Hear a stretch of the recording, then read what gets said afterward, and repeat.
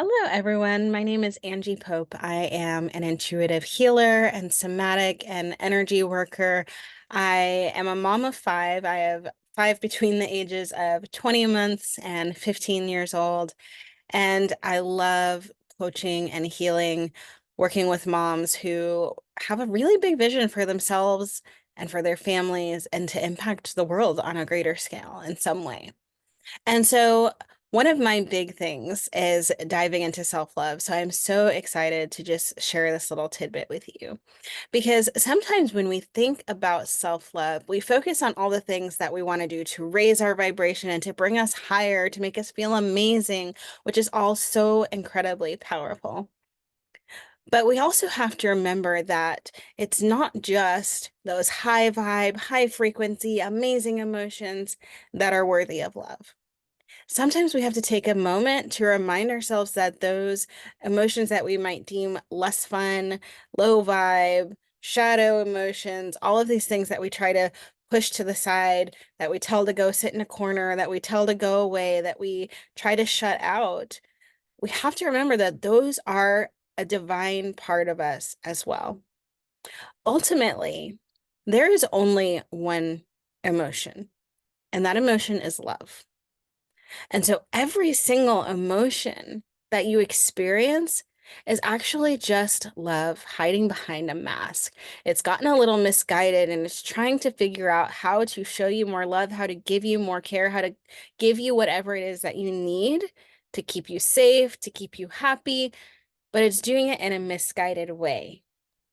And so when we think about that feeling of anger, it's actually just love trying to say, I'm really, I love us. I love me or whoever it is that our anger is resounding because of. I love this person so much that I am not going to stand for any kind of mistreatment. Or when it's sadness, it's I love myself enough to let this sadness express itself so that I can move through whatever is happening to me and allow myself to recognize that I need to either ask for help or I need a hug or I need more of something. They're all messages from our body, from love, trying to get us to come further into the higher frequency that we actually want to be in. And so when we're parenting children, the funny thing about this is that often, actually, it's not often, we really are always, we are constantly not just parenting our children, but we are reparenting ourselves at that age.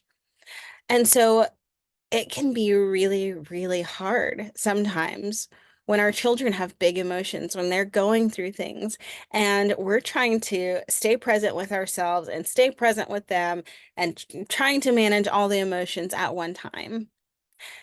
One of my favorite things to do is to take a moment whenever you're feeling an emotion that you might want to run away from, whenever your child is feeling an emotion, and allow yourself to actually welcome that emotion in. And this is something that so many people will, tell you not to do. Like, oh, try not to think about it too much. Try not to have a whole conversation with it. Try to, just tell it to step aside. But it's actually when we welcome those in that it gives us the capacity to hold not just more of whatever it is that's coming up for us, not just, to be able to handle the sadness better, to be able to handle the anger better, to be able to handle whatever it is better, but also the capacity to hold more love because that's all those emotions are, is love. And when we give ourselves the gift of being present with the emotions that we want to consider unlovable, self-love is recognizing all of the emotions as being lovable. And when we do that, when we hold space for that, we find that we have the capacity to hold that for our children. So as they grow up, they're not having to reparent that in themselves because they've had somebody who gets to teach them to hold space for those emotions. And you not only are holding space for being able to have a bigger capacity for handling sadness in yourself, but you find yourself less triggered, less pulled out of your body, less wrapped up in all the chaos when you're mothering and your children are experiencing big emotions that sometimes trigger you. It gives you the capacity to be fully present, not just for yourself, but for every single one of your children, for you to be present with your husband or your spouse, for you to be present with the people that you want to serve if you're someone who wants to make an impact in the world. This one lesson is what changed my entire life. It's what took me from having some relationships to having the most amazing relationships. It's what took me from being a really good mom to being one that, like, my relationship with my children has exploded in the best ways, even with my teenager.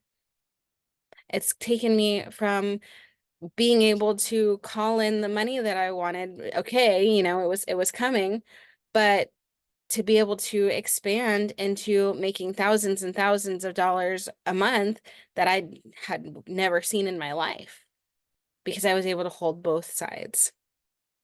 And so the gift I want you to give yourself today, as you think about self-love, as you think about deepening into really, really loving yourself, is not just to love the parts that you already love.